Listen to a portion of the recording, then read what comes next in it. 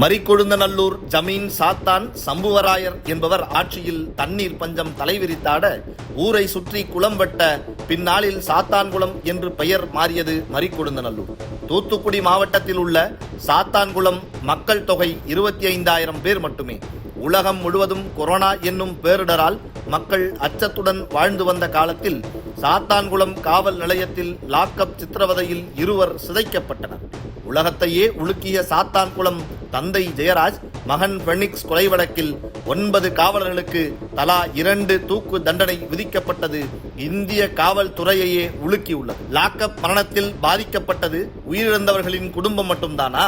Lockup மரணத்தில் தண்டனை விதிக்கப்பட்டது அந்த 9 காவலர்களுக்கு மட்டும்தானா? லாக்அப் மரணத்தின் மறுபக்கம் அசிங்கம், அவமானம், அருவருப்பான சமூக பார்வையால் அந்த காவலர்களின் குடும்பத்தினர் சிறைக்கு வெளியே தண்டனை அனுபவித்து வருவதும் உண்மைதானே. இதை லாக்அப் மரணத்திற்கு காரணமான ஈடுபடும் காவலர்கள் உணர்வது எப்போது? காவல்துறை அதிகாரி ஒருவர் சொன்னது, குற்றவாளிகளை தேடி பிடித்து கொண்டு வந்து லாக்அப்பில் அடைக்க வேண்டும். ஆனால் லாக்அப் எங்களுக்கு எதிலேயே உள்ளது, அதனால் நாங்கள் தான் எச்சரிக்கையுடன் இருக்க வேண்டும் என்றார். எல்லா விதமான குற்றவாளிகளை கொண்ட இந்த சமூகத்தில் குற்றவாளிகளை நீதியின் முன் நிறுத்தி சிறையில் அடைக்க வேண்டிய காவல்துறையினரை அதே காவல்துறை அதன் பெரும் உழைப்பை கொடுத்து நடவடிக்கை எடுக்க வேண்டிய நிர்பந்தம் ஏற்பட்டுள்ளது. எத்தனை துர்தஷ்டம்! காவல்துறையின் லத்தியை யானைக்கான அங்குசம் போல் பயன்படுத்த வேண்டும்.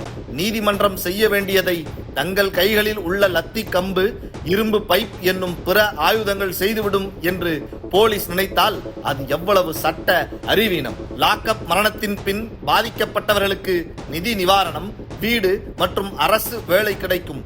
ஆளும் கட்சிக்கும் எதிர்கட்சிகளுக்கும் மக்களிடம் அரசியல் ஆதாயம் கிடைக்கும். ஆனால் லாக்அப் சித்திரவதை நடத்திய காவலர்களுக்கும் அதனால் இறந்த மனிதர்களுக்கும் என்ன கிடைக்கும்? ஜெயராஜ் பெனிக்ஸுக்கு கிடைத்தது வலியும் மரணமும் தானே. காவல்துறையினர் வேற்று கிரகவாசிகள் அல்ல. இந்த சமூகத்தில் இணைந்து வாழ்பவர்கள். அவர்களுக்கும் வயதான அம்மா அப்பா இருக்கலாம், அன்பான மனைவி இருக்கலாம், அழகான அறிவான குழந்தைகள் இருக்கலாம். சமூகத்தில் மதிக்க தகுந்த மிடுக்கான காவல் பணியால் ஒரு கௌரவம் மிகுந்த அழகான குடும்பம் ஒரு அடியில் ஒரு நொடியில் சிதைந்து சீரழிந்து போவது யாரும் அறியாமலேயே மறைந்து விடுகிறது. யாரும் அதை பற்றி சிந்திப்பதே இல்லை. தமிழ் சினிமாவில் நல்ல போலீஸ் கெட்ட போலீஸ் என்று தொடங்கி லாக்அப் மரணம் பயிற்சி மைதான கொடுமை வரை வந்துவிட்டது. அடுத்தது லாக்அப் மரணம் ஏற்படுத்திய காவலர்கள் சிதைக்கப்பட்டு தண்டனை விதிக்கப்பட்ட பிறகு அவர்கள் குடும்பம் சமூகத்தில் சந்திக்கும் அவலங்களை படம் பிடித்து காட்ட வேண்டியது அவசியமாகிறது. குடும்பத் தலைவன் இல்லாத குடும்பம் எப்படியெல்லாம் திசை மாறும் என்பது கற்பனை கெட்டாது. ஒரு மனிதனை இன்னொரு மனிதன் அடித்துக் கொள்வது அத்தனை எளிதல்ல. ஆனால் ஈகோ, கோபம், ஆவேசம், ஆத்திரம் என உணர்ச்சிக்கு அடிமையாகி மனம் சமநிலை இழக்க கொலை மிக எளிதாகவே நடக்கும். அதன் பிறகு நடக்கும் எல்லாமே மிக கடினமானது. குற்றவாளிகளை அடிக்கவே கூடாது என்பதல்ல. அது ஆசிரியர்கள் மாணவர்களை கண்டிக்கும் வகையில் இருக்கும் போது பிரச்சனை இல்லை.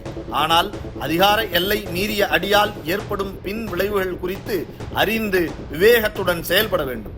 குற்றவாளிகளை நீதிமன்றமே உறுதி செய்ய வேண்டும்.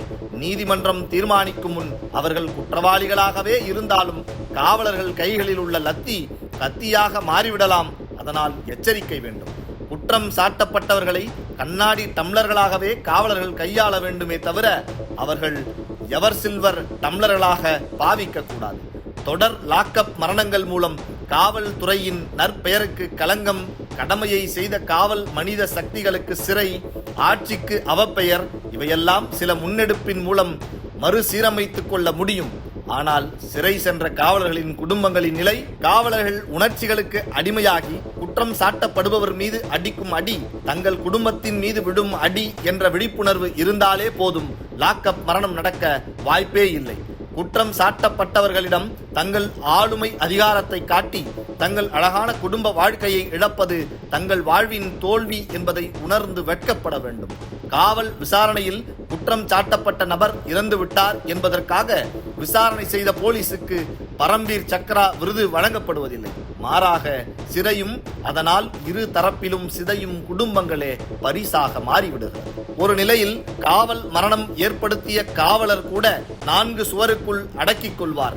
ஆனால் இந்த சமூகத்தில் வயதான நோய்வாய்ப்பட்ட அவரது அம்மா அப்பா தன் மகன் ஒரு பிரபலமான கொலை குற்றத்தின் கொலையாளி, வாழ்நாள் முழுவதும் துணை நின்று நம்பி வந்த மனைவி கொலைகாரன் மனைவி, தங்கள் தந்தை ஒரு போலீஸ் என்று மிடுக்கோடு வலம் வந்த குழந்தைகள் பள்ளியில் கல்லூரியில் கூனி குறுகிய நிலை, சமூகத்திலும் சொந்த பந்தங்களின் நல்லது கெட்டது நிகழ்வுகளிலும் குடும்பம் சந்திக்கும் அவமானங்கள் வெறும் மைகொண்டு எழுத முடியாது. ஆடு திருடர்கள் கூட பைக், செல்போன் போன்ற நவீன உத்திகளை பயன்படுத்தும் போது காவல்துறை லத்தியை கடந்து நவீன உத்திகளை கையாள வேண்டும். கத்தியை தீட்டாதே, புத்தியை தீட்டு என்றார் அறிஞர் அண்ணா. லத்தியை நீட்டி காவலர்கள் தங்கள் அறிவான தங்கள் ஆளுமையை, ஆழமான அழகான உங்கள் குடும்பத்தை இழந்துவிட வேண்டாம். நான் காவலர், எனக்கு பின்னால் என் துறை உள்ளது, அதற்கு பின்னால் ஒரு அரசு உள்ளது என்று நம்புவதில் பிழையில்லை. ஆனால் குற்றவாளியானவுடன் இந்த இரண்டும் உங்களுக்கு எதிராக நிற்கும். இந்த நிலையிலும் உங்களுக்கு ஆதரவாக இருப்பது தாய், தந்தை, மனைவி, பிள்ளைகள் மட்டுமே என்ற புரிதல் காவலர்களை சரியாக கடமையாற்ற உதவும். குடும்ப தலைவன் ஆதரவின்றி குடும்பம் பொருளாதார நெருக்கடியாலும் சமூக அவமானங்களில் சிக்கி தவிக்கும் நிலை அவர்களின் கண்ணீரும் வேதனையும் காவலர்கள் மனக்கண் முன் வந்து சிறையில் உறங்க விடாமல் தடுக்கும். எப்படியோ வாழ வேண்டிய வாழ்க்கை இப்படி ஆனதே என்ற கேள்வி நொடிக்கு நொடி அவர்களை கொல்லும். அப்போது சிறைக்குள் அவர்கள் படும் வேதனை மரணத்தை விட கொடியது.